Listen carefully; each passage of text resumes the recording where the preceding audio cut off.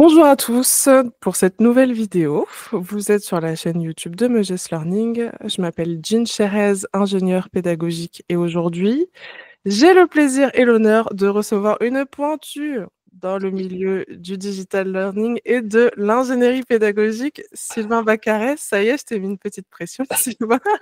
Ouais, complètement. Ouais. Bon, pour ceux qui ne te connaîtraient pas, parce que ma chaîne attire beaucoup de moldus, de newbies, comme on dit, de nouvelles personnes qui hésitent, qui souhaitent se lancer, qui ne sont pas encore très au fait. Donc, est-ce que tu peux te présenter, s'il te plaît? D'accord, très bien.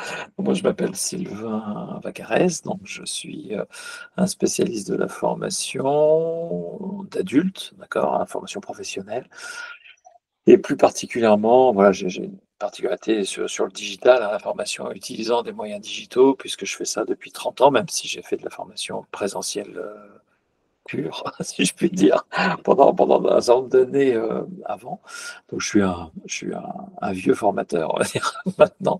Et voilà, et donc mon boulot, c'est d'accompagner des organisations dans voilà, l'amélioration de l'efficacité de leurs dispositifs de formation, en s'appuyant en général quand même, au moins en partie, sur des outils digitaux. Voilà ce qu'on peut dire. Ok, super.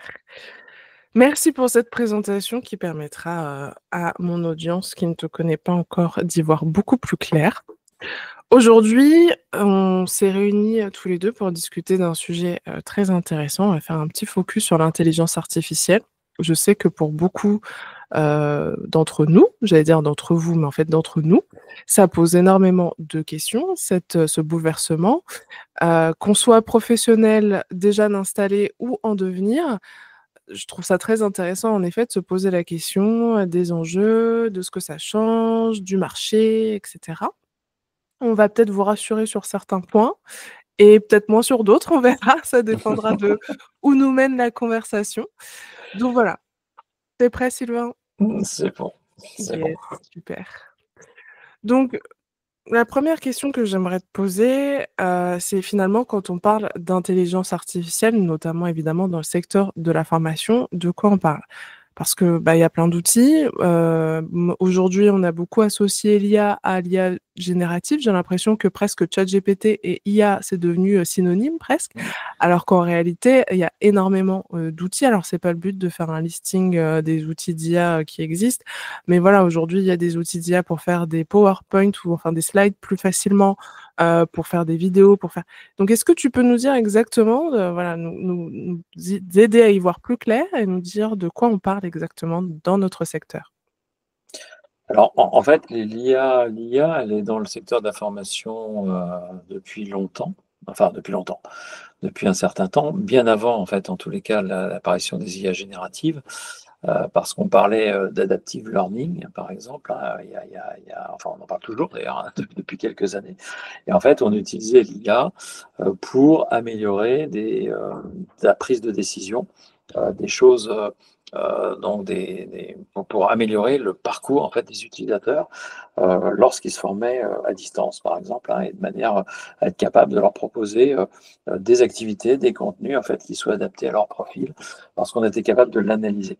Donc ça, c'est toute une partie de l'IA euh, qui n'est pas l'IA forcément la plus médiatisée, mais qui existe depuis longtemps et voilà, et qui continue à se diffuser.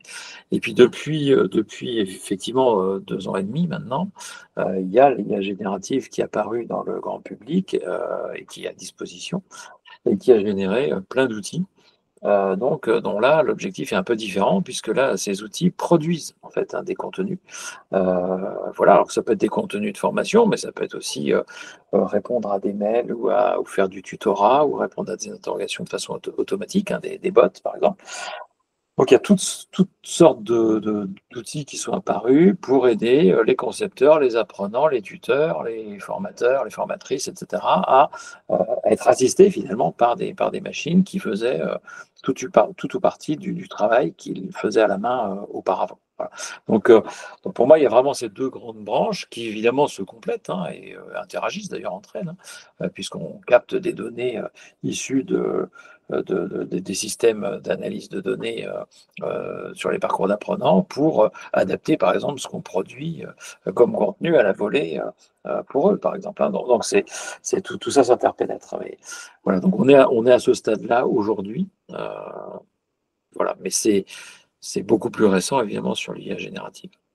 OK, super. C'est vrai que, j'y pensais pas forcément, mais, en effet, finalement, l'IA, avant 2022, j'ai l'impression que c'était tout autre chose que ce que c'est maintenant. Enfin, quand on pensait à IA dans la formation avant l'apparition de ChatGPT, Hein. on pensait effectivement plus à ce que tu disais, à l'outil, la prise de décision, tout ça. Et j'ai l'impression qu'il y a eu vraiment un un Swift, un changement de Ouais. paradigme, que maintenant on est beaucoup plus focus sur la partie génération de contenu, avec, ChatGPT notamment. Mais ouais, Oui, oui, oui. merci pour ce rappel qu'effectivement l'IA formation, c'est bien plus vieux que 2022. OK. Et moi une question que je me pose, parce que moi je travaille avec, l'IA générative notamment dans le cadre de mon métier. Et parfois, je me pose la question de si j'ai vraiment gagné du temps avec l'IA ou pas. Donc selon toi, est-ce que l'intelligence artificielle permet réellement un gain de productivité, ou finalement, est-ce que c'est un mirage, une impression qu'on a? Est-ce qu'elle donne juste l'impression d'aller plus vite? Qu'est-ce que tu en penses? Je pense il y a les 2 en fait. Je pense que l'intérêt de l'IA, c'est effectivement d'éliminer alors comme on dit, des tâches à faible valeur ajoutée, en les faisant traiter automatiquement. Peut-être d'ailleurs que ça a une limite, parce qu'en réalité, la question, c'est de savoir si une tâche qui a une faible valeur ajoutée, on doit la faire ou pas. Et donc, l'IA, la faisant, on va plus se poser ce genre de questions. Ça pose sans doute des questions un peu plus, voilà, un peu plus compliquées derrière. Et puis après, il y a l'IA comme extension de ses possibilités, en fait, hein. C'est d'aller faire des choses ou de pouvoir trouver, par exemple, des contradicteurs ou des tiers, finalement, une espèce de personnes avec qui on pourrait parler, ou un ensemble de personnes ou de groupes avec qui on pourrait parler pour échanger et être capable d'améliorer soit sa connaissance, soit la pertinence de ce qu'on fait, soit voilà. Et donc là, l'enjeu, il n'est pas tellement en termes de productivité, il est plus en termes de performance, d'augmentation de ce que l'on fait. Moi, c'est vrai que j'ai tendance à plutôt penser que c'est ce deuxième volet qui est intéressant, parce qu'il a tendance à augmenter l'homme ou la femme. Voilà, donc, alors que le gain de productivité, on l'avait déjà avec la digitalisation, finalement, c'est jamais que l'extension et l'accélération d'un phénomène qu'on avait déjà pu voir auparavant. Voilà. Aujourd'hui, on n'envoie plus des courriers, on fait des mails, on a la possibilité d'aller beaucoup plus vite dans la manière dont on interagit avec les gens à distance notamment. Et, euh, et voilà, par exemple, ce qu'on est en train de faire là, si on avait dû le faire il y a quelques années, on aurait été obligé d'aller au même endroit, donc de se déplacer, soit toi, soit moi, soit nous deux, et puis, euh, et puis voilà, de mettre en place. Et donc, on n'aurait pas pu faire dans les conditions d'efficacité dans lesquelles on est en train de faire cette interview, cet échange, cette conversation. On n'aurait pas pu la faire. Et peut-être qu'on ne l'aurait pas fait d'ailleurs, parce que ça aurait été trop coûteux. Voilà. Et là, on a un gain de productivité, c'est sûr. Mais voilà, donc pour moi, c'est un peu des deux. Voilà, c'est toujours un petit peu des deux. On a tendance à beaucoup insister sur le gain de productivité. Euh, En formation, je ne suis pas sûr. Voilà, sur certaines tâches administratives, choses comme ça, bien sûr, on peut gagner. Mais sur la conception, par exemple, sur d'autres tâches, c'est pas sûr qu'on gagne tant que ça, en fait. C'est peut-être plutôt l'approfondissement de ce qu'on fait, la pertinence, la, la meilleure utilisation du temps, finalement, dont on dispose. Voilà, l'augmentation de la qualité, c'est à mon avis plus ça l'enjeu. Il me semble aujourd'hui, Ah! hein, avec ce qu'on connaît. Ouais, c'est hyper intéressant effectivement cette opposition en effet entre gain de productivité et gain de performance. Donc du coup, je me permets de Ouais. rebondir sur ta réponse. Est-ce que tu as l'impression qu'on a un gain de performance avec l'intelligence artificielle, à défaut du gain de productivité? Alors, je pense qu'il y a des belles promesses en tous les cas. Et je pense que si on s'y prend bien, oui, cet outil-là, il peut vraiment permettre d'augmenter les performances des acteurs. Voilà, et améliorer le dispositif, oui, ça j'en suis sûr. Si on prend, je sais pas, des domaines comme le tutorat, par exemple, ou l'assistance de premier niveau, par exemple, pour des apprenants qui sont en ligne, on peut vraiment avoir un taux de réponse, un niveau de pertinence extrêmement puissant, même sur des petits dispositifs, par exemple, où on ne peut pas dédier des gens à faire ça. Donc là, on a une amélioration, effectivement, du service rendu qui est réelle. Voilà. Et après, on peut avoir aussi une facilitation du travail du tuteur qui doit répondre par la réalisation de synthèse automatique de messages, par exemple sur des gros volumes, pour qu'il soit capable de formuler des réponses voilà, à une communauté complète en personnalisant certains éléments, sans qu'il soit obligé d'écrire 250 mails. Voilà. Donc il y a des choses sur lesquelles on peut améliorer le niveau de service. Alors ça, c'est des choses très simples, hein, mais elles sont faciles à comprendre. Après, on peut avoir aussi des choses où on peut se dire, tiens, par exemple, quand je suis en train de faire de la conception, je peux amener la contradiction dans ce que je fais en me faisant challenger par un système d'intelligence artificielle à qui j'ai expliqué quel rôle il devait jouer. Par exemple, le rôle de mon apprenant ou de mes apprenants ou de mes personas que j'ai définis ou qui m'a aidé d'ailleurs à définir parfois. Et puis ensuite de lui dire, bah voilà, moi j'imagine faire ça. J'ai envie de proposer ça. Mets-toi à la place de mon apprenant, je te définis ses caractéristiques, etc.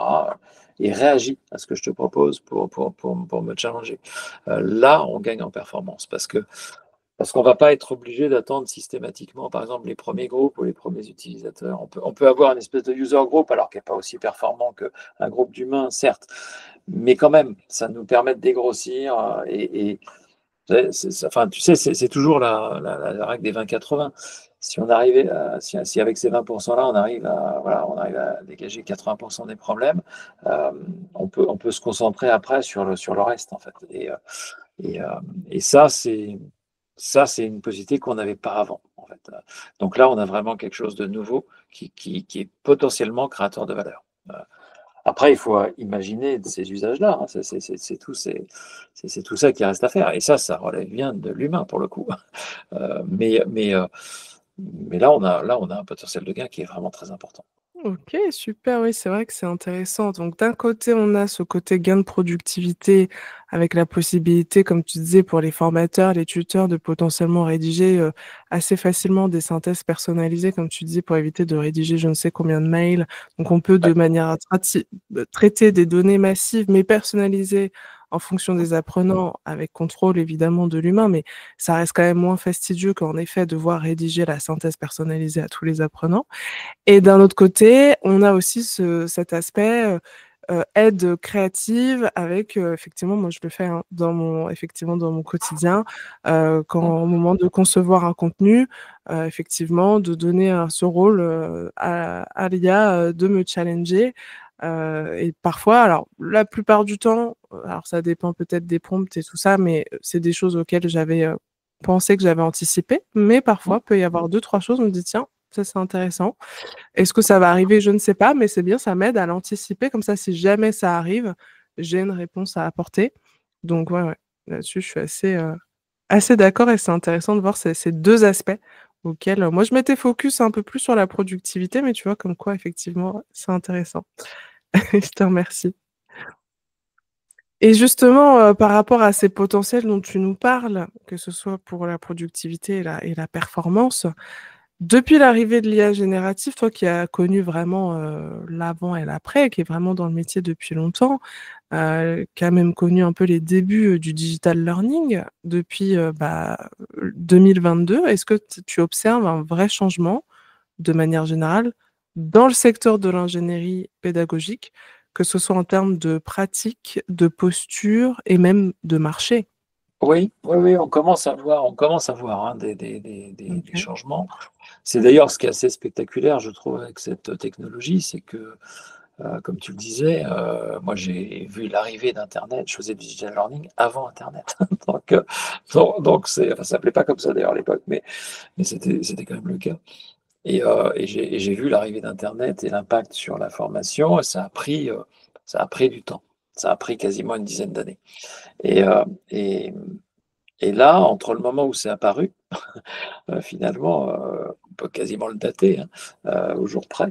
Et le moment, enfin, apparu comme un outil utilisable par les professionnels, hein, ou même les particuliers d'ailleurs. Et puis le moment où on a commencé à le voir s'infiltrer dans les processus, là, le temps s'est compté en quelques mois, en fait, hein, voilà, donc aujourd'hui, on est à 2 ans et demi quasiment du point de départ et on a déjà des répercussions. Alors ça s'est traduit de plein de manières, hein. Ça s'est traduit sous la forme d'usage d'outils directement utilisables par les gens, hein. Tu parlais de ChatGPT, de Mistral, etc. Donc tous les bots qui sont accessibles gratuitement par les gens ou en s'abonnant avec des coûts qui sont quand même très bas en fait, hein, par rapport au type de service rendu. Et donc ça, on a commencé à voir des initiatives individuelles, des gens voilà, s'approprier ces outils, se dire tiens, comment ça pourrait m'aider. Alors ils l'ont fait à titre personnel, parfois à titre professionnel, etc. Mais ça infuse petit à petit. Voilà. Alors c'est complètement anarchique et disparate parce qu'il y a des gens qui n'ont encore jamais utilisé, qui sont à mon avis encore très majoritaires, et puis des gens qui ont commencé à avoir des usages assez avancés parce qu'ils ont mis en place une pratique depuis un moment, ils ont essayé de l'améliorer, ils se sont renseignés, voilà, et puis il commence à y avoir des usages un peu plus élaborés. Enfin, il y a du partage hein, en Internet, donc il y a du partage de pratiques qui se fait assez massivement, et donc on voit des choses évoluer. Et puis on a aussi le marché, en fait, hein, qui a commencé à bouger, parce que on s'est rendu compte, par exemple, chez les offreurs de solutions, parce que dans le digital learning, hein, on a des gens qui fournissent des plateformes, on a des gens qui fournissent des outils auteurs, on a des gens qui fournissent des produits pour fabriquer des médias, je sais pas quoi, du motion design, des vidéos, je ne sais quoi, des images, donc des sons, etc. Tous ces gens-là, ils ont commencé à mettre de l'IA dans leurs outils. Et aujourd'hui, ça apparaît même dans les outils bureautiques, en fait, hein, de manière native, sans qu'on ait rien demandé. Donc finalement, on y va. Et ça modifie petit à petit le comportement des gens. Sur les outils d'IA, dans les outils auteurs, les plateformes, etc., bah, c'est la promesse, c'est de dire aux gens, finalement, vous pouvez quasiment de façon automatique créer des activités, des contenus à partir de l'IA. Bon, c'est logique que les outils, enfin les producteurs d'outils, ils aient intégré ça dedans, ça paraît évident qu'il fallait qu'ils le fassent. Moi, je pense que c'est un palier, enfin, c'est une étape qui est un peu la fin d'un cycle, en fait, hein. C'est pas le début d'un cycle, ça, pour moi, c'est un peu la fin d'un cycle. C'est-à-dire que l'IA, pour moi, va révolutionner la manière, enfin, le positionnement des acteurs dans le système de l'information. L'IA, c'est pas un outil pour les producteurs, c'est un outil pour les consommateurs. Et donc, ce qui va se passer, me semble-t-il, c'est que celui qui a besoin d'un bouton pour générer du contenu, c'est l'apprenant, c'est pas le formateur. Celui qui a besoin d'avoir quelque chose de personnalisé, c'est celui qui le reçoit, c'est pas celui qui émet. Donc pour moi, l'IA va glisser progressivement, et c'est pour ça que c'est pas des outils comme ça qui vont proposer ces fonctions-là. Ça va glisser progressivement vers quelque chose qui va rentrer dans la poche, comme le smartphone de l'utilisateur. Toi, si demain tu veux te former, par exemple, à quelque chose et que tu veux utiliser l'IA, tu vas pas attendre qu'un offreur ait réfléchi à mais qu'est-ce que Jean elle aimerait bien apprendre en fonction de qui elle est, de son passé, de ce qu'elle a envie de faire demain, etc. La seule personne qui sait ça, c'est toi, et les seules données qui permettent de calculer ça, tu les détiens et tu n'as pas intérêt à les partager parce que c'est des choses qui t'appartiennent et qui te définissent, et donc tu n'as pas du tout intérêt à ce que des opérateurs que tu ne connais pas aient accès à ces données-là. Donc très vite, en fait, l'IA, je pense, va passer du côté de l'apprenant et pas du côté du formateur. Donc ça va obliger, c'était un peu la promesse du digital, mais qui ne s'est pas réalisée, qui va finir par se réaliser, à mon avis, avec l'IA petit à petit. Et l'enjeu, c'est de former des utilisateurs de ces outils-là pour qu'ils puissent tirer et faire produire les contenus dont ils ont besoin à partir d'une expression de besoin qui est faite. Et finalement, la structure de formation va être de plus en plus en mode facilitation, ce qu'elle aurait déjà dû faire hein, depuis longtemps. Mais là, elle va être obligée de le faire parce que l'IA va le conduire à ça. Et pour moi, ça, on ne l'observe pas encore, pas spécifiquement. On l'observe pour des utilisateurs avancés, les autodidactes, tout ça, ils ont bien compris. Mais petit à petit, on va avoir des outils qui vont être de plus en plus orientés vers ça.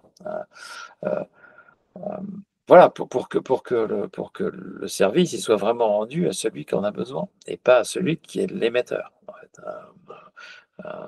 Je moi, c'est ça le qui me semble être l'évolution et ce qu'on va. Aujourd'hui, on est encore dans l'effet diligence, hein, c'est-à-dire qu'on voit des formateurs qui se disent comment je pourrais améliorer ce que je propose, qui de toute façon ne convient pas. Voilà. Comment les plateformes qui disent bah, le problème de nos clients, c'est de produire du contenu, on va leur mettre un bouton qui fait du contenu automatique. Voilà. Mais c'est normal hein, qu'ils raisonnent comme ça. Ils sauvent leur business, mais le business, il va y avoir un basculement. L'iceberg, il va se retourner. C'est évident. Ces outils-là, ils s'adressent à des individus, pas à des offreurs. En tous les cas, en formation. Pour les autres domaines, j'en sais rien. Mais en formation, moi, c'est ce que j'anticipe. Et ça va vraiment changer la donne, là, pour le coup. Vraiment changer la donne. Ok, c'est intéressant. Donc finalement, là, ce que tu nous dis, c'est que l'IA, elle est plus utilisée, comme tu dis, par les formateurs, concepteurs pédagogiques, pour proposer quelque chose aux apprenants. Mais toi, ce que tu penses, c'est que les apprenants vont petit à petit s'approprier cet outil pour que l'IA devienne, enfin, une sorte de que ça puisse être leur source, une source d'apprentissage personnalisé pour eux, Oui, c'est ça? Ils se oui, oui, oui, réapproprient. oui. Oui. Je sais pas si Et on doit l'enjeu, être rassuré par ce que tu dis. bah, en fait, oui. Alors, ça pose la vraie question. Ça va poser la question du groupe aussi. Ça va poser la question de la dimension sociale de la formation, qui est évidente. Mais il va falloir, enfin, si on veut vraiment arriver à la personnalisation, de toute façon, il faut des données qu'un tiers ne peut pas posséder. Donc, il ne faut pas que le tiers ait droit à accès à ces données-là. Donc, la seule personne. Aujourd'hui, comme tu peux déjà le constater, aujourd'hui, si tu utilises un outil, je ne sais pas ce que tu utilises comme outil, mais si tu utilises par exemple un bot, en fait, le bot, il commence à te connaître. Et au fur et à mesure que tu lui poses des questions, il finit par aller à anticiper ta demande, même si tu ne l'as pas forcément exprimé dans ton prompt. Parce qu'il sait que tu as l'habitude de récupérer plutôt ce type d'information. Il sait que tu préfères l'avoir présenté sous cette forme-là. Il sait que voilà. Et ça, il l'a acquis parce qu'il discute avec toi. En fait, il commence à connaître. En fait, il identifie des comportements chez toi de ça. Mais ces données-là, a priori, et tu ne dois pas les partager avec quelqu'un qui te vend des services. Sinon, tu fais partie du piège. Comme le piège, en fait, tu alimentes le piège qui te piège. Donc, il y a quelque chose qui pose problème en termes d'autonomie, de liberté, etc. Et donc, et puis, il y a aussi un problème, ça va toujours aller dans le sens où tu veux. Donc, il va y avoir en fait ce phénomène-là. L'IA va nous aider à aller beaucoup plus loin dans ce domaine-là, et c'est ce qui va se passer d'une manière ou d'une autre, qu'on le veuille ou qu'on ne le veuille pas d'ailleurs. Et puis de l'autre côté, la formation, c'est aussi, tu sais, le fameux conflit socio-cognitif, c'est aussi être percuté par des choses que je n'anticipais pas, ou des choses qui ne me conviennent pas, ou des choses qui correspondent pas à mon schéma de pensée, pour m'obliger en fait à évoluer. Et aujourd'hui, le monde de la formation, il va falloir qu'il se concentre là-dessus, en fait, en disant mais comment je vais faire? Comme la personnalisation, l'individualisation, etc., c'est quelque chose en fait qui va finalement euh, se développer réellement. Comment moi, j'arrive en fait à faire quand même société, à faire groupe, à faire se rencontrer les gens et à faire en sorte que cette rencontre, elle produise un changement de posture, un changement d'état d'esprit, qu'elle vienne me percuter dans mes certitudes. Parce que c'est ça l'objectif de la formation aussi, c'est pas d'aller que dans le sens du vent, ou dans le sens de la personne en fait. Et il va falloir réfléchir les dispositifs de formation euh, en fonction de ça. En fait, aujourd'hui, on est allé, on dit, on a l'impression que le Graal, c'est la personnalisation, enfin, ou l'individualisation. Mais non, tout le monde sait que c'est pas le Graal, en fait. Il faut à la fois s'adapter à chacun, et puis il faut aussi euh, aller contrarier d'une certaine manière, obliger à faire un effort d'adaptation systématique parce qu'on apprend en s'adaptant. Si c'est la machine qui s'adapte en permanence à moi, je vais plus faire l'effort d'adaptation et je vais je vais plus apprendre, en fait. Je vais m'appauvrir petit à petit. Ça va être progressif, tu t'en rends pas compte, mais ça va arriver, en fait. Et donc, il est nécessaire d'avoir ces différents éléments-là. Et ça, c'est l'histoire de la formation en dehors des technologies. C'est l'histoire de la formation en général. Pourquoi on n'utilise pas le préceptorat, qui est une forme d'individualisation? C'est parce que c'est pas efficace. Le préceptorat n'est pas efficace. Donc, si j'ai un précepteur numérique, ça ne va pas augmenter l'efficacité. C'est pas parce que le précepteur était mauvais que c'est pas efficace. C'est parce que je suis pas confronté. Le précepteur s'adapte à moi. Et il ne faut pas qu'il s'adapte tout le temps à moi. Par contre, c'est bien d'avoir une adaptation quand même. En fait, c'est bien qu'il tienne compte de mes goûts, que de ma manière, qu'il me connaisse, etc. Il faut les deux, en fait. Il y a un autre domaine, tu sais, où l'IA, on a beaucoup l'accessibilité, par exemple, en formation. Tiens, là, on nous dit, il faut être accessible, il y a l'RG2A, machin, enfin, toutes les normes, etc. Alors aujourd'hui, tout le monde fait des efforts considérables pour essayer d'être compatible avec tout le monde, être accessible à tous, en fait. Ce qui est d'ailleurs en soi une très bonne idée. C'est Personne n'est pas d'accord avec ça, enfin, ça serait idiot. Sauf que ça pose des limites et ça demande des efforts considérables. Aujourd'hui, l'IA, elle va permettre de résoudre cette question-là en disant les contenus numériques, ils vont être accessibles parce que l'IA va les transformer à la volée.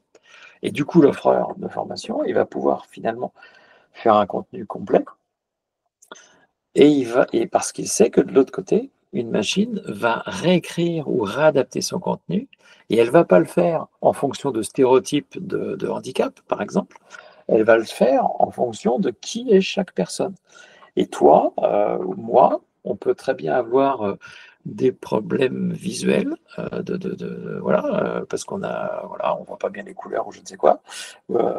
Mais on a peut-être aussi une dyslexie, par exemple, voilà, mais d'un certain type. Et puis, on a peut-être autre chose. Le problème, c'est que comment je fais pour combiner tous ces... Parce qu'il y a des choses qui sont un peu contradictoires dans tout ça. Je peux avoir des handicaps qui ne vont pas bien les uns avec les autres, si je puis dire.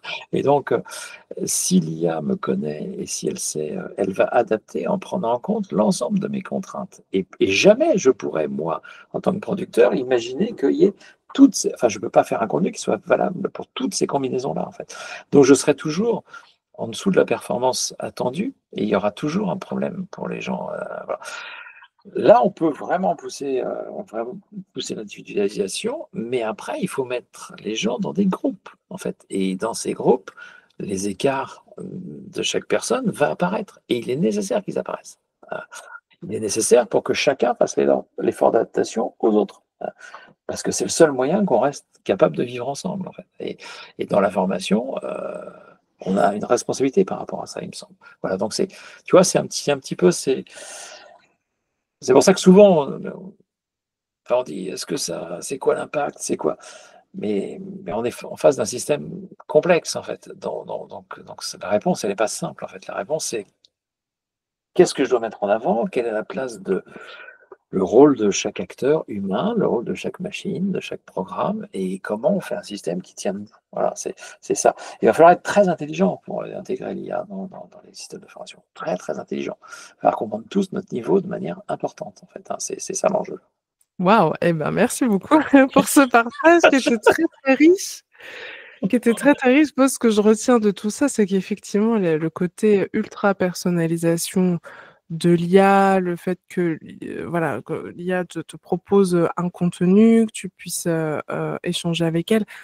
Finalement, est-ce que ça deviendrait pas une modalité pédagogique à part entière, qu'on pourrait Ouais, mettre potentiellement dans un dispositif hybride? Parce que c'est vrai ouais, que, voilà, le fait que, comme tu le disais tout à l'heure, l'apprenant se réapproprie et qu'il puisse en autodidacte, se former sur un sujet, super.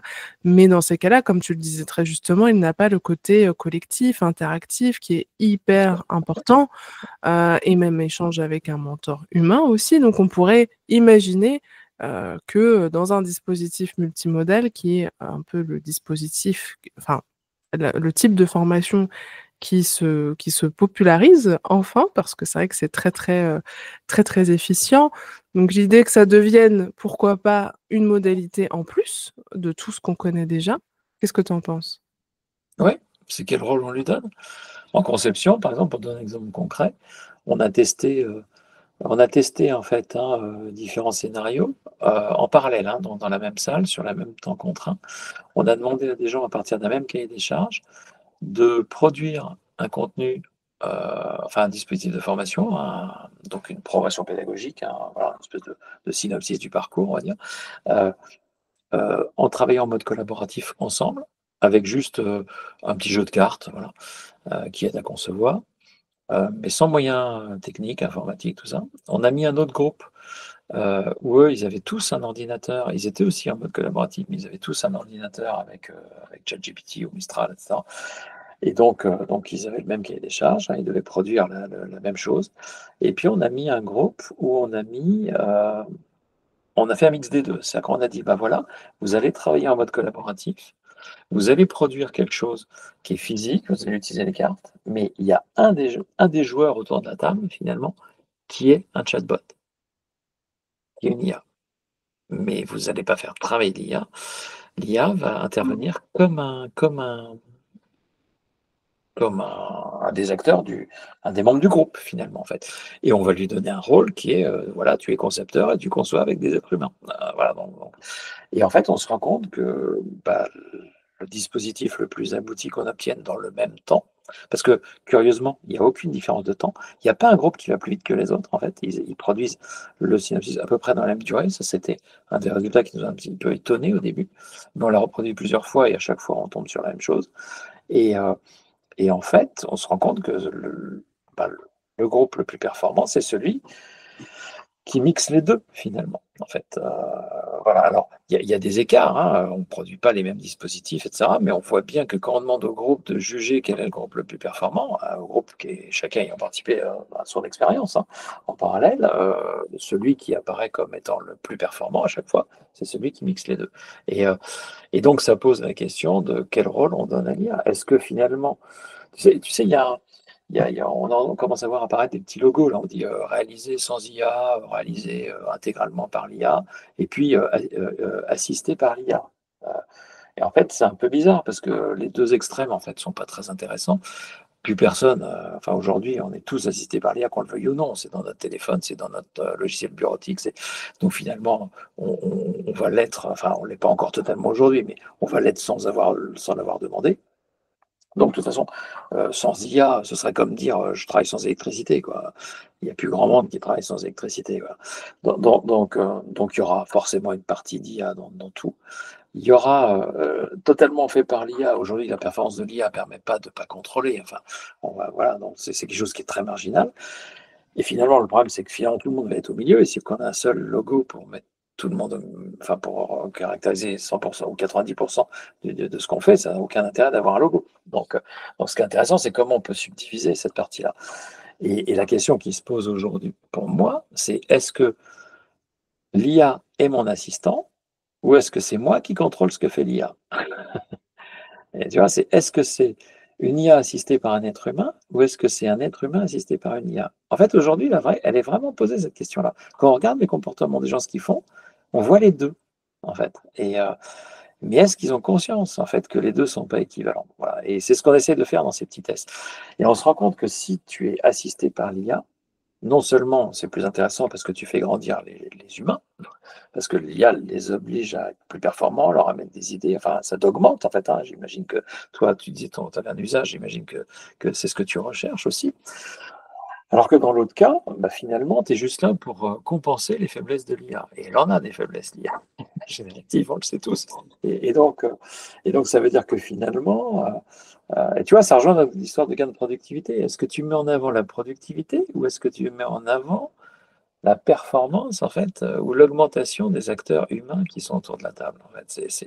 C'est ça que c'est quel modèle on veut, en fait. Et alors moi je milite plutôt pour l'augmentation de l'humain, mais le match n'est pas forcément gagné, hein, aujourd'hui, hein. Et et ça veut dire qu'il faut avoir cette réflexion-là aussi. Enfin, il me semble en tout cas. Ouais, j'aime beaucoup cette, différence que tu fais entre, effectivement l'homme assisté par l'IA et l'IA, assistée par l'homme d'une certaine façon.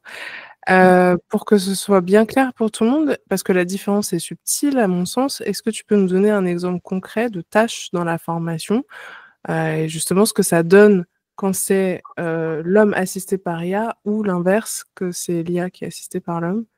Est-ce que tu peux me donner un Par exemple, si tu utilises l'IA pour te challenger, est-ce que, tu vois, quand on te propose un cahier des charges, par exemple, et que tu dois concevoir, est-ce que tu commences tout de suite par recopier ton cahier des charges dans l'IA en disant sors-moi un truc, et ensuite je vais essayer d'améliorer ce que tu me sors?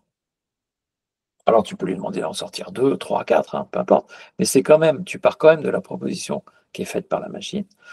Ou est-ce que tu te dis, je vais d'abord faire un draft, voilà, un brouillon, je vais poser mes idées, peut-être un ou deux, et ensuite je vais dire à l'IA, bon ben voilà, tu vas jouer un rôle de critique. Qui ça m'intéresse? Par qui j'ai envie d'être critiqué?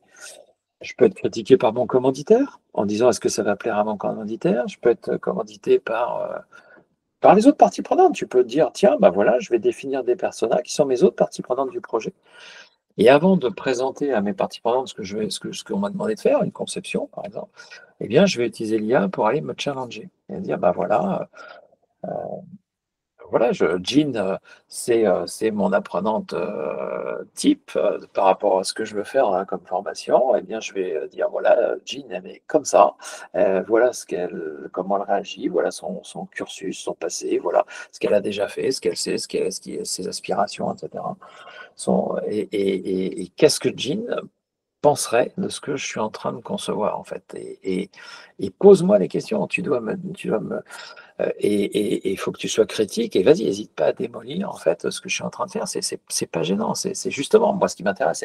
Et en fait, ce qui est intéressant là, c'est que par rapport aux critiques que l'IA va me faire, comme quand on utilise un user group par exemple, le user group, il n'est pas là pour amener la solution. Il propose d'ailleurs parfois des solutions, mais qui ne sont pas forcément intelligentes. Hein. Parfois oui, parfois non. En fait, l'idée, c'est pas de prendre tout ce qu'on nous dit. L'idée, c'est de se dire, mais qu'est-ce que ça remue chez moi et quelles nouvelles idées ou quelle orientation ça m'amène. Et ensuite, je vais faire une deuxième copie, en fait, que je vais peut-être challenger, etc. Et la question, c'est de se dire, si je n'avais pas utilisé l'IA, est-ce que j'aurais sorti un résultat équivalent? Dans ces cas-là, ça sert à l'utiliser. Ou est-ce que l'IA m'a permis d'aller chercher des choses auxquelles est-ce qu'elle m'a poussé en dehors de ma facilité? À mon cerveau, moi je suis un vieux concepteur, j'en ai fait des centaines de parcours dans des tas de domaines, etc. La question, moi quand je vois un truc, je le reconnais, j'ai tendance à aller vers ce que je sais faire, vers là où c'est facile, là où ça me demande le moins d'efforts. D'ailleurs, mon cerveau est fait pour ça, hein. C'est normal que je fasse ça. Et la question, c'est comment je vais me challenger. Et comment tu es challengé habituellement, c'est quand tu es dans un groupe, parce que toi, tu as ton idée de parcours, et puis si on faisait ça tous les deux, et puis toi, tu auras une autre idée. Et donc, il faut qu'on se mette d'accord. Et donc, ça oblige à écouter l'autre, à écouter sa proposition, machin. Puis on va peut-être trouver un espèce de compromis qui est une troisième truc, qui est ni ce que j'ai proposé, ni ce que tu as proposé, mais qui, dans la discussion, va nous amener à avoir des meilleures idées de ça. L'IA, elle peut te servir à ça, tu vois. Et là, tu as un usage intéressant parce que ça t'oblige à être meilleur, toi, en fait. Voilà. Et tu capitalises, toi, sur ça. Et la fois d'après, tu repenseras peut-être à cette idée que tu n'avais pas eue. Mais c'est toi qui as généré l'idée. Voilà. Tu vois, c'est un peu comme les graphistes quand ils utilisent l'IA et que c'est quand même eux qui dessinent, c'est eux qui sont à l'initiative, et puis l'IA leur propose, ils peuvent tester des hypothèses, ils peuvent se dire, ah, tiens, et si je prenais cette texture, et ils peuvent rentrer dans une forme de conversation graphique avec un outil, mais c'est quand même eux qui finissent par faire ce qu'ils ont envie de faire, c'est eux qui ont l'idée créative, c'est eux qui... Et là, l'outil devient une espèce d'exhausteur de créativité ou d'exhausteur tu vois, de capacité à concevoir, de conception d'ingénierie pédagogique, tu vois, voilà, euh, moi, c'est plutôt comme ça que l'usage me semble pertinent. Et ça, c'est sans équivalent. Il y a rien pour faire ça aujourd'hui. Cet outil-là est fantastique, fantastique. Euh, pour ça. S'il fait le job à ma place, ce qu'il va produire est souvent ce qu'il produit est d'un bon niveau de standard hein, quand même. Faut pas se le cacher.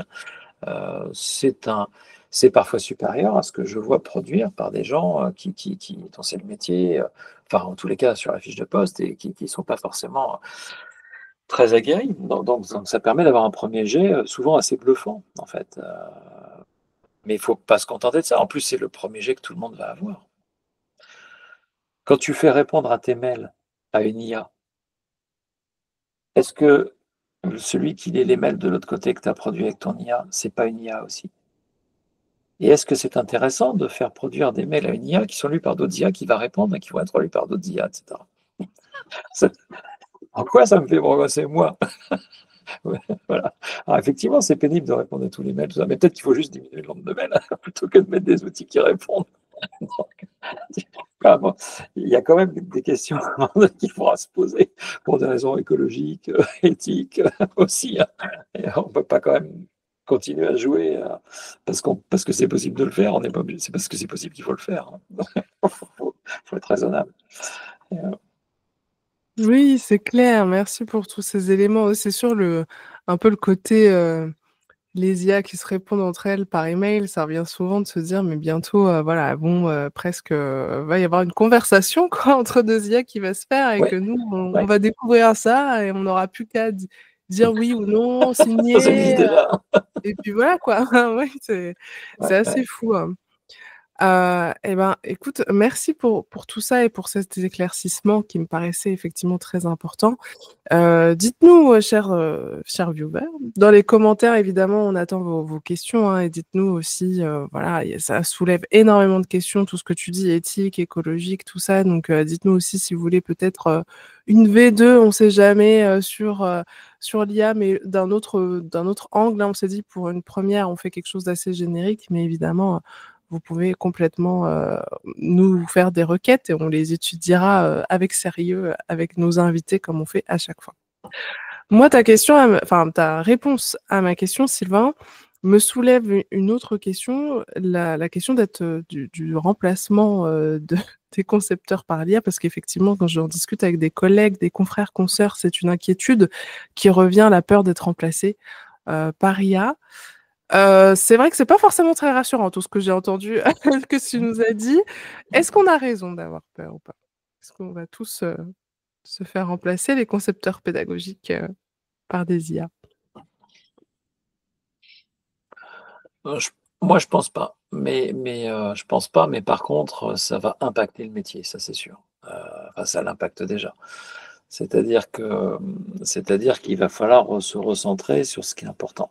Aujourd'hui, le défaut finalement, si on veut voir les choses de manière positive, euh, mais ça correspond à ce que je pense.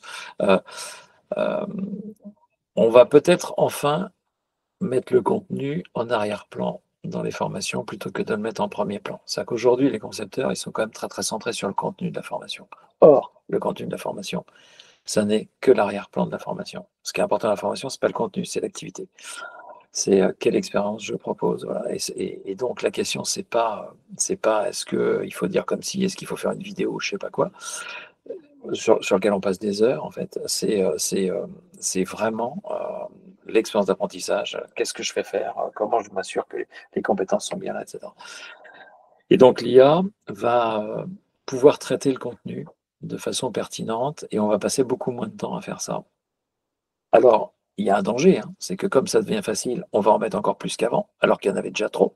Euh, donc ça, c'est le danger, il va falloir. Et ça, il n'y a que l'humain qui va pouvoir le contrôler, parce qu'en fait, c'est pas l'IA qui va dire. L'IA, à chaque fois que tu poses une question, elle répond. Jamais elle te dit, non, j'ai pas envie de répondre aujourd'hui. Non, donc, ou la question est idiote, je ne réponds pas. Jamais elle te dira ça. Non, donc, elle est programmée pour répondre, donc elle répond. Et donc, le risque, c'est que s'il répond tout le temps, tu as tendance à lui poser tout le temps des questions, en fait. Et ben, le contenu, ça va être pareil. Si il est facile à générer, on va. Là, j'ai quelqu'un qui m'a raconté une anecdote il n'y a pas longtemps. Il m'a dit, ah, depuis qu'il y a l'IA, en fait, dans la formation, dans Calliope, on a dit qu'on délivrait un espèce de petit 4 pages à la fin de chaque formation, enfin, une petite synthèse de ce que les gens avaient vu dans la formation, qu'on leur remet au format PDF, machin. OK. Parce qu'on ne veut pas imprimer à cause de, je sais pas quoi, du papier. Voilà. Donc, OK. Et depuis que mais les formateurs, pour eux, c'est très pénible de faire cette synthèse. Et, parce que c'est vachement dur de faire une synthèse d'une formation en 2 pages, 3 pages, 4 pages. Là, c'est un gros boulot. C'est difficile. C'est une activité difficile. Et depuis qu'il y a l'IA, en fait, c'est devenu facile. Les gens font ça. Mais finalement, quand ils voient ce que l'IA produit, ils se disent, comme ça leur a demandé aucun effort, ils se disent qu'ils pourront en demander un peu plus. Et donc, il me dit, maintenant, ils font des synthèses en PDF de 50 pages sur une formation d'une journée. Il y a plus que ce qu'il y avait dans la formation. Parce que ça demande aucun effort de le faire. Et comme c'est un PDF et qu'il n'y a pas besoin d'imprimer tout ça, finalement, un PDF de 2 pages ou de 50 pages, c'est pas, enfin, ça ne change rien, en fait. Et donc, il y a pas, enfin, pour eux, il n'y a pas d'impact, en tous les cas. Il y a juste un impact sur l'apprenant, quand même, hein, qui ne mesure pas bien. Et en fait, il y a quand même un risque d'inflation du contenu. Mais si on arrive à le juguler, ça veut dire que finalement, plutôt que de passer beaucoup de temps à essayer de reformuler, de machin, etc., ce qui n'a pas forcément un intérêt majeur, ça, on va pouvoir le faire à des machines. Et donc, on va pouvoir faire en sorte que l'ingénieur pédagogique se concentre sur l'expérience d'apprentissage, sur les activités, des choses comme ça.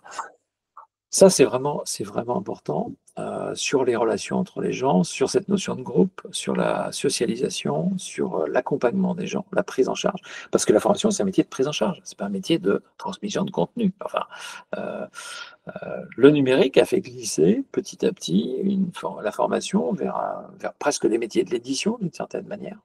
Alors qu'en fait, la formation, ça n'a rien à voir avec l'édition. En fait, la formation, c'est un problème de relation entre les gens. Et l'édition, les ressources pédagogiques, ça n'est jamais que des outils, des éléments dont on a besoin. Mais ce n'est pas le centre de la formation, même en ligne. Et voilà, donc je me dis que ça, l'IA va modifier le métier. Si on le prend bien, hein, c'est pas gagné, hein, mais c'est pas l'IA qui va dire c'est comme ça qu'il faut faire. Il faut que les gens s'emparent de ça et se disent bah, c'est l'occasion de faire vraiment mon métier finalement, l'IA. Alors qu'aujourd'hui, je suis pollué par beaucoup de choses. Voilà, par comment transformer une parole d'expert en quelque chose de compréhensible, tout ça. C'est pas le cœur du sujet, c'est pas le cœur du sujet quand on fait de la formation. Et ça occupe beaucoup trop de temps aujourd'hui.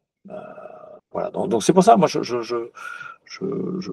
pense que si les ingénieurs pédagogiques s'emparent vraiment de ça, il n'y a pas de risque. Il n'y a pas de risque. Mais il faut qu'ils montent leur niveau. Complètement. Comme tout ça, enfin, je suis ingénieur pédagogique aussi, souvent dans les métiers que je fais, et je m'inclus là-dedans, hein, c'est évident. C'est évident. Yes, bah écoute, je te remercie, mais en effet, j'aime beaucoup cette idée de se refocus sur effectivement ce qui compte vraiment, en tout cas ce qui a un impact majeur, tu sais, l'expérience pédagogique plutôt que la production de contenu, Ouais. transformation de paroles d'experts en paroles vulgarisées, tout ça. Donc c'est très intéressant et ça me fait une parfaite transition vers, selon toi, vu l'ère dans lequel nous sommes, l'apparition de l'intelligence artificielle. Quelles sont les nouvelles compétences que doivent développer, que nous devons développer en tant qu'ingénieurs pédagogiques pour travailler intelligemment avec l'IA? Tu disais que les ingénieurs devaient absolument élever leur niveau. Est-ce que tu peux un Ouais, peu expliciter? ouais. Bah, je pense qu'il faut élever le niveau dans toutes les compétences qu'ils ont déjà. C'est-à-dire qu'en fait, ça va les challenger. Donc, il faut quand même se positionner vis-à-vis d'une machine qui a quand même des capacités importantes et qui se fatigue jamais, qui coûte rien. Donc, il y a un enjeu. Donc, ça veut dire être capable de mieux faire ce qu'on sait déjà faire. D'être plus précis, d'être plus. Voilà.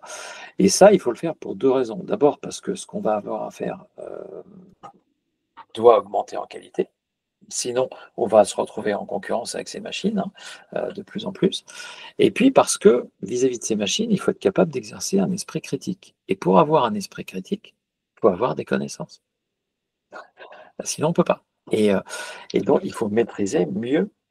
Je prends un exemple concret, euh, moi qui me frappe en formation, c'est les quiz. Quand tu montres ChatGPT à quelqu'un, pour la première fois, un formateur, un des trucs qui arrive très très vite, c'est de lui faire des quiz, parce que c'est très compliqué de faire des quiz.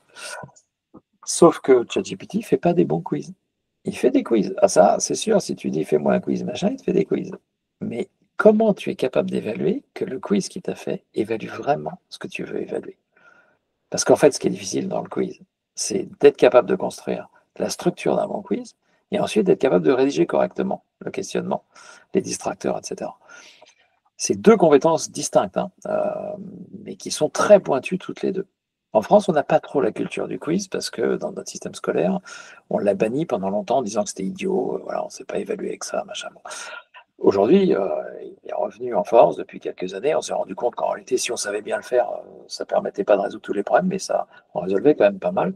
Par contre, il faut savoir le faire bien, en fait. Et ça, c'est très difficile.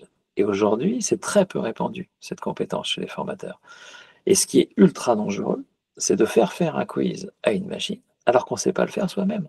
Parce qu'on est incapable d'évaluer si ce qu'elle nous a produit est capable et permet d'évaluer vraiment les choses. L'évaluation, c'est quand même un truc qui fait partie des choses, des points faibles dans l'ingénierie, chez les formateurs, chez les formatrices, chez les concepteurs et conceptrices. L'évaluation, c'est le truc, comme on s'en fout un peu, notamment dans la formation professionnelle, parce que le financement n'est pas du tout lié aux résultats, il est lié aux moyens, enfin, aux heures, etc.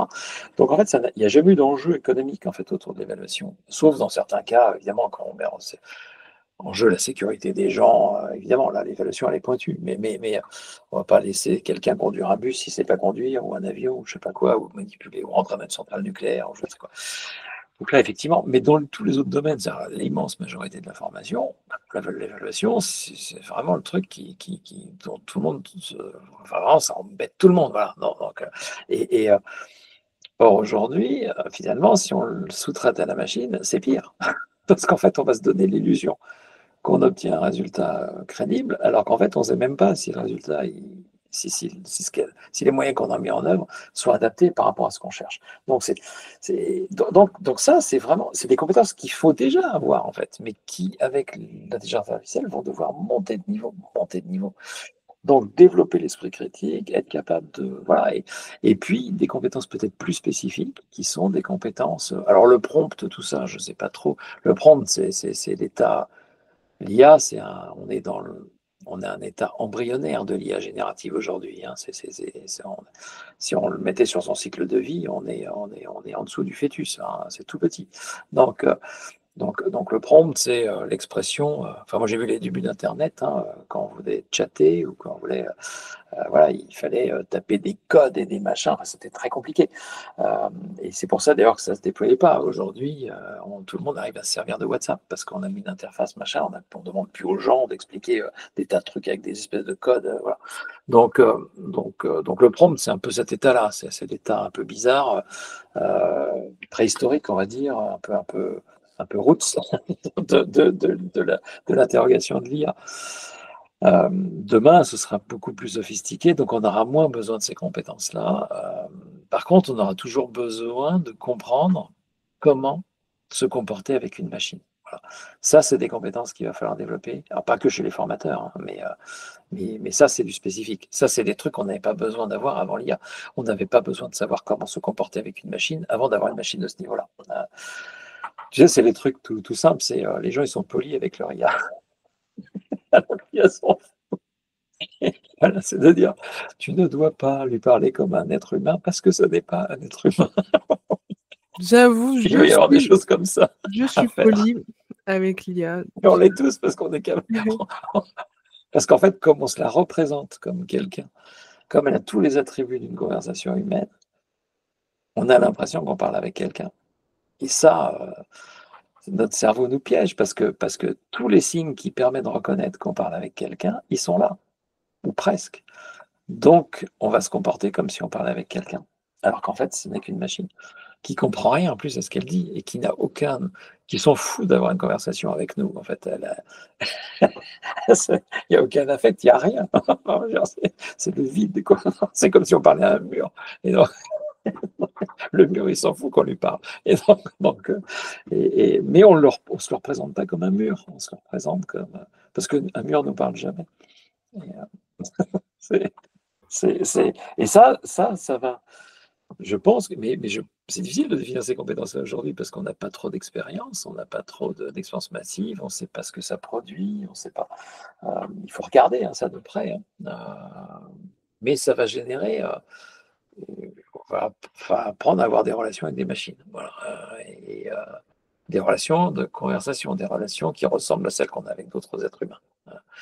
Euh, et ça va être nouveau. bah, clairement. Sinon, sur les compétences voilà, les gens qui apprennent, ça reste toujours des êtres humains. Ils ont le même cerveau qu'il y a 5 ans, il y a 10 ans, il y a 30 ans.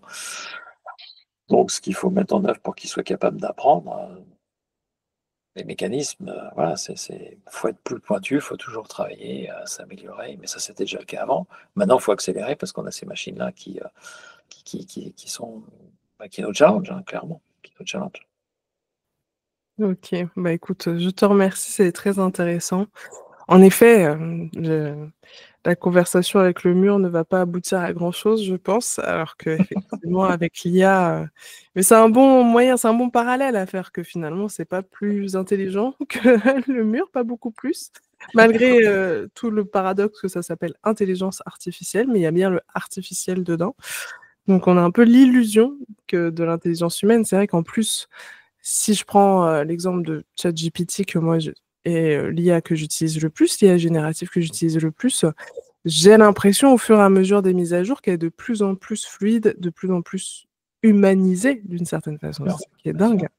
Moi des fois, j'ai vraiment l'impression de parler à un collègue, hein, presque. bien sûr, bien Puis sûr, après avec fonction vocale, on peut lui dicter ce qu'on veut, bien tout sûr. ça, c'est encore pire.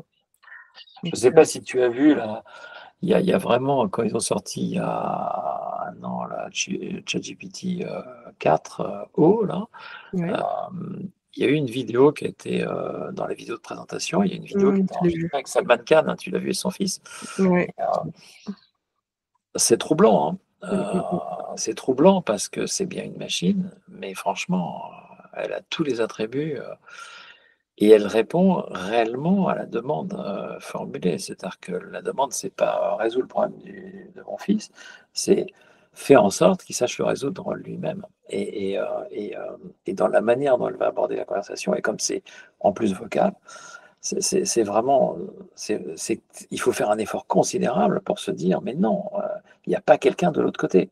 Heu et donc et pourtant, il va falloir faire cette distinction-là, c'est important, voilà, et l'humanisation de l'IA, elle va avec le modèle économique. C'est-à-dire que comme le modèle économique repose sur la consommation, heu, il faut absolument que les gens consomment, et pour qu'ils consomment, il faut qu'ils aient l'impression d'être dans un environnement confortable, qu'ils aient envie d'utiliser le plus possible. Donc il y a le biais, il est là en grande partie, voilà, et donc il va falloir, réfléchir à qu'est-ce que ça veut dire, c'est c'est c'est c'est probablement une des premières fois où on est confronté, à ce type d'enjeu, qui concerne tout le monde. On parle beaucoup avec les fake news, tout ça, c'est la partie un peu visible, c'est l'expression, c'est les artefacts qui nous permettent de prendre conscience de ça. Mais c'est beaucoup plus profond que ça, beaucoup plus profond. Et heu et la société, avant qu'elle intègre quelque chose comme ça, et ça va pas se faire en 2 mois, hein, ou en 2 ans, hein. Ça va être un long processus d'apprentissage, de réflexion aussi ouais, même dans l'éducation qu'on va avoir des enfants, et des adultes, parce qu'on peut pas il n'y a pas que les enfants, parce que les enfants, ils seront grands dans 20 ans, ceux qui naissent maintenant, mais il y a tous les gens qui travaillent, toute la population qui est déjà née, elle a besoin aussi de faire cette mutation-là. On voit bien, hein, il commence à y avoir des plans, des machins, bon, c'est un peu à l'ancienne, mais au moins ça montre qu'il y a une prise de conscience, mais je pense qu'on est très en dessous de ce qu'il faut faire, très, très en dessous, hem, par rapport à l'enjeu qu'il y a. C'est, Mmh. ouais, ça c'est notre positionnement en fait qui est en cause. Merci beaucoup Sylvain pour tout ça, tout cet apport d'informations, c'est Je t'en très riche. Comme vous avez pu le constater, l'idée c'était pas de vous faire un listing «bête et méchant» entre guillemets, de tous, les outils d'IA qui existent, des 5 conseils pour vous aider à être plus performant ou plus productif avec l'IA, mais vraiment un traitement de fond parce que ça soulève énormément de questions éthiques, écologiques, économiques, enfin voilà, il y a énormément de choses qui ont été soulevées, lors de cette conversation avec Sylvain. Donc on espère que ça vous a plu, que ça vous a apporté, que ça vous a permis d'avoir une réflexion, vraiment une vraie réflexion de fond. C'est des années d'expérience qui nous ont été offerts là par Sylvain, bien avant internet comme il le disait, donc il a pu vraiment voir. C'est toujours intéressant de voir des personnes comme toi Sylvain qui ont vraiment vu l'évolution au fur et à mesure des années de notre secteur. Donc voilà, on espère que ça vous a permis d'avoir une réflexion vraie. Je pense qu'après tout ça, prenez le temps de réfléchir, digérer, prenez des C'est notes sur ce sûr. qui vous a inspiré. Posez-nous des questions dans les commentaires, on sera ravis de vous y répondre. Et si jamais il y a des personnes qui ont des questions un peu plus spécifiques, Sylvain, quel est le meilleur canal pour te retrouver? Alors, bah, on me trouve facilement sur LinkedIn et puis sinon, bah, je mettrai mes coordonnées dans le je te voilà, je te les transmettrai, tu les mettras dans les Bien sûr. commentaires. Ouais, super. En description, de toute façon, je mettrai les coordonnées de Sylvain, éventuel site internet, voilà, toutes les coordonnées que tu veux bien me donner, je les mettrai dans la description, tout simplement. Mmh. Et puis voilà, vous pourrez ainsi ajouter Sylvain sur LinkedIn et potentiellement lui poser des questions peut-être plus spécifiques à votre situation. Voilà, écoute, Sylvain, Avec plaisir. merci beaucoup pour ton intervention, c'est vraiment très, très riche. Et puis, on espère que ça vous a plu. Likez, commentez, partagez comme d'habitude, n'hésitez pas. Et puis on se dit à très bientôt dans une prochaine vidéo et Sylvain, encore merci et à Bah, bientôt. merci à toi, Jean, pour l'invitation, c'était très agréable.